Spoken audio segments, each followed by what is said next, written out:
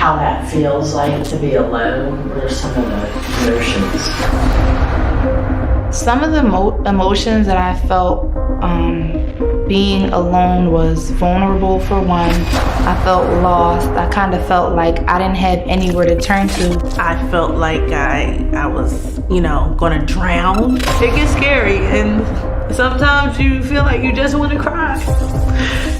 The biggest factor was like you have nothing to offer, like you have nothing. I went into like a deep depression.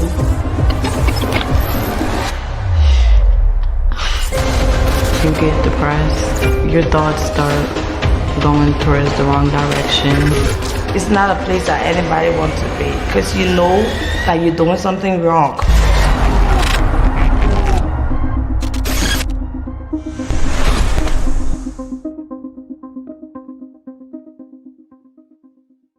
This problem of abortion can be solved one woman at a time, one baby at a time, one financial gift at a time. The reality is that we need you. These women and children, they need you to live. It is a matter of life and death. It is a very serious matter. It is a big problem in our world today, in our families, in our communities, is the ending of a life because a woman is alone, because a woman doesn't have good information, because a woman does not have any family in her life. She has no support and she has no direction. She has no hope. Today, you can make a difference. You can make a step to help solve this problem and resolve it with your financial gift. Today, the offer is $98. Will go towards a counseling session and an ultrasound, and that investment will help save a life. The women, when they're alone, they feel scared. They spend a lot of time thinking of all the worst case scenarios. How am I gonna support this child? How am I gonna keep working? What if I can't keep working? How am I going to take care of myself? Or how am I gonna keep going to school? Finances are a huge aspect of it, but also being alone, there's a lot of negative self-talk. There's a lot of, we all have like bumps in the road and moments of challenges. And when you're alone by yourself, it's hard to pick yourself back up.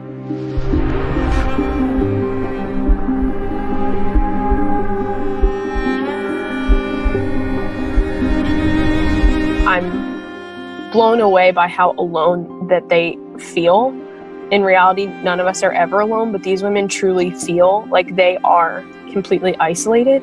A lot of the women that come to us, they have no hope.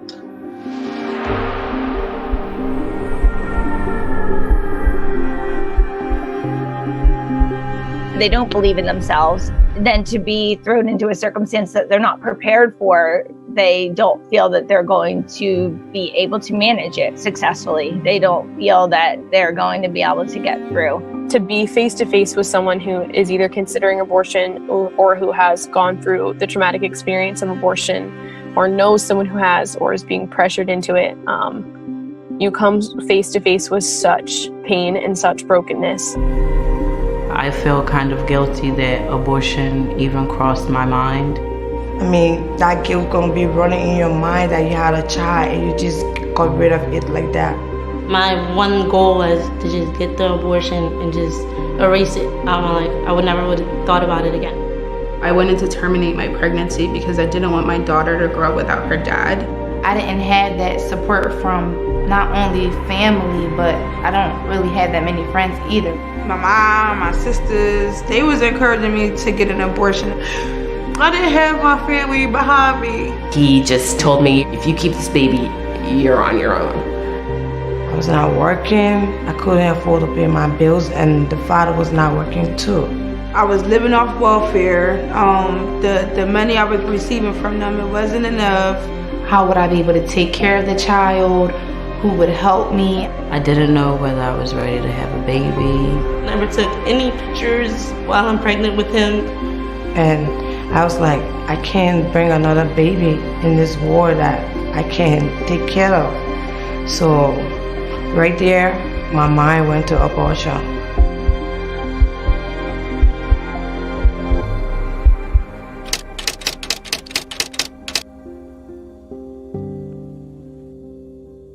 When you give today, you're making sure that the legacy of life that God intended for this woman and this child and this family will be realized, and that this problem is resolved, that the fear around this decision and this shame and this challenge of abortion, that it will be resolved because you're going to give, because you're going to invest, because you're going to be giving hope to a woman with every financial gift that you make. Today, I challenge you that for $98, a financial sacrifice, a financial gift of $98, which will be doubled when you give right now.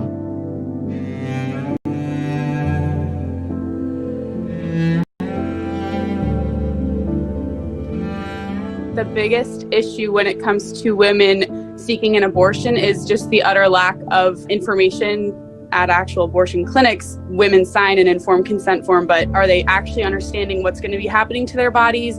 Are they going to understand the side effects? Are they going to understand the emotional experience that an abortion is going to entail? A lot of these women come in and they don't understand the reality of abortion. They don't understand fetal development. They don't understand that the life within them has a heartbeat. When they don't get that ultrasound, they don't see the big picture. And the big picture is the baby. They should know exactly what is involved physically, emotionally, mentally, not a 5-minute general information session done over the phone on a conference call or a video plopped in to sit by yourself. This is not true to what each individual person is going through and what their circumstances could or couldn't be. Because they feel like since abortion is their only option, that's the only option they're going to explore. But then they get to learn more about the resources and the different support we can provide. And they come to us and we're able to show them the truth of what's really happening. You know, a lot of these women have no idea what their baby looks like at 6 weeks. Well, with the ultrasound, it basically is confirmation. They get to see, they get to hear, you know, baby's movement, the baby's heartbeat. You know, some people don't believe that there's a heartbeat like at 5 and 6 weeks, and they're just so amazed that, you know, you can hear that.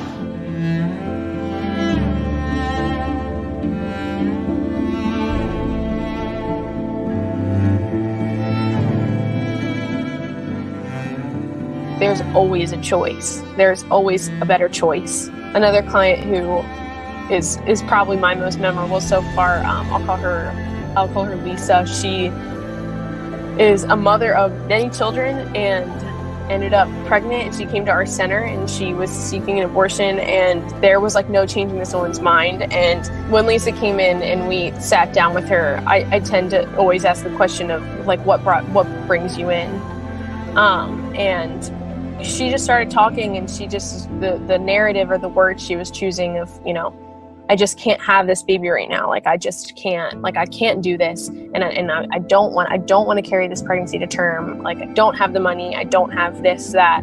Naming all of these things that are sort of just temporary things. And one thing that really did impact me with Lisa was her saying, you know, I don't want to kill my baby, but I don't think I have a choice. For $98, that woman will receive the counseling she needs, the confidence, the support, the love, the mercy, to know that she can be a mother during these very uncertain times. And she will see her baby for the first time on that ultrasound. She will hear the heartbeat. She will realize she's not even alone because that baby is already with her.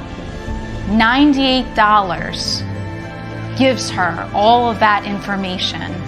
$98 tonight will help that woman not be alone and know that you are there for her. She might not have family.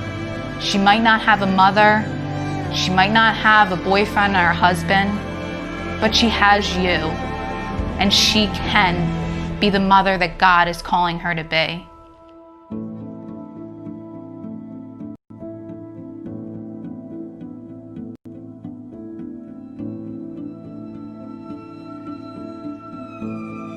One thing is to give them the moral talk, right? And tell them what they can't do.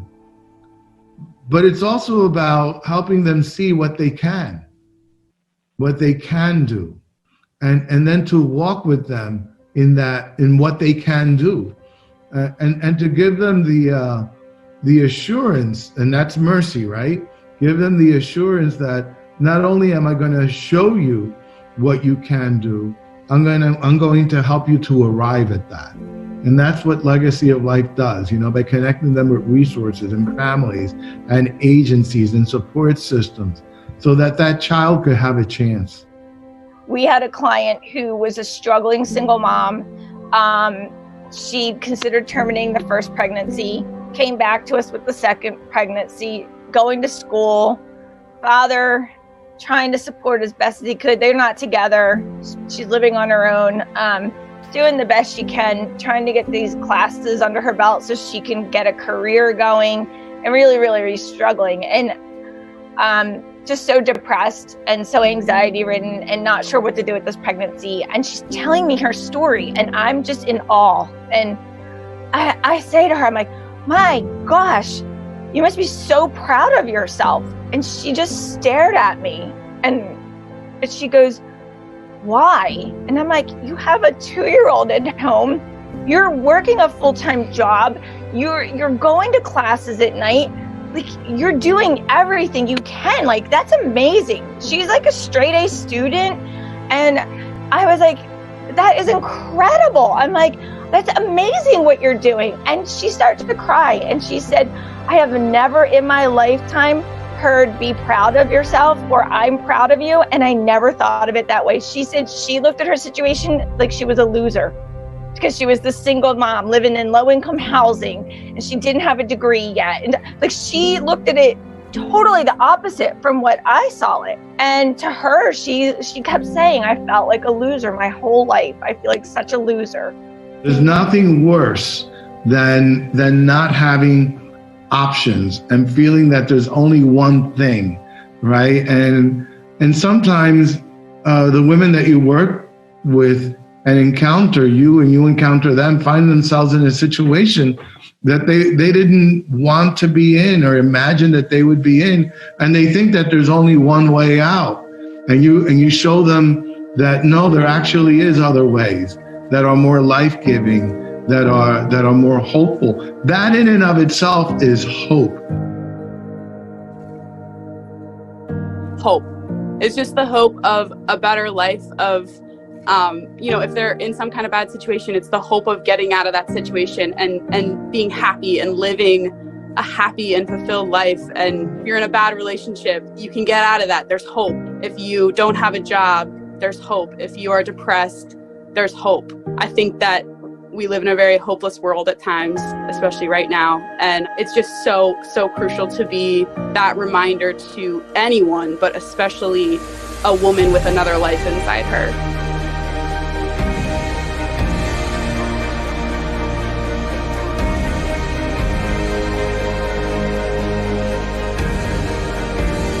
We focus on changing the mother's life and loving the mother, and in turn, like, she will love this child. It doesn't just start with her having the baby. It's like, what are you going through? And like, what are your needs emotionally? We're able to respect them and build that dignity back inside them and show them their worth. And that's even just through like looking at them in the eyes. That we might be the first person to make eye contact with them in their journey of this unplanned pregnancy. Listen, be there for them and help them plan and help them realize the truth, help them realize that there are ways to fix their situation. It's never going to be easy. I think that if our center was not in place, we would just be contributing to this like culture and nature of I hate to sound like a cliche, but this like culture of death, no one listens to each other, no one hears each other out. Our center is literally in place to take a woman in, sit down with her intentionally, whether it's for a few minutes or for a few hours, and just say like, I hear you and I see you, and you're just not alone in this. So you guys that were given actually spared me from aborting my child and meeting this beautiful little girl. Because if it wasn't for your donations, I'd have never got the encouragement from these women.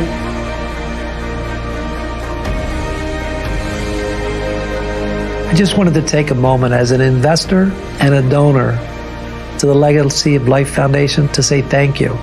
Thank you for joining with me and joining with the team that God has chosen to be instruments of the salvation of babies. Ladies and gentlemen, there's nothing more important to me than investing in a life, and to invest in the life of the mother to save her child, and for the child that this baby can come into this world to be the next lawyer, the next doctor, the next president. This is our call. It gets no better than that. So with all of my heart, as a fellow donor and investor, I want to say thank you for joining with me. I encourage you, educate your children about this foundation and encourage them to be givers and volunteers. Educate your friends, the businesses you're associated with, everyone you can about the reality that this organization stands as the pillar of truth, hope, and opportunity for these women who are going to have their babies aborted at Planned Parenthood, that it gives them an opportunity to say yes to life and no to the whispers of the enemy of our soul. May God bless you. Let's see what we can do to save more lives, to save more babies. God bless. When you give, children live. When you give, a woman chooses life instead of abortion at an abortion clinic. When you choose life, you are standing in the crossroads that a woman then takes a different direction. She takes a different path. And your gift, and you walk alongside of her, and you're showing a woman that there is a different way. You change the trajectory. You change the course of history.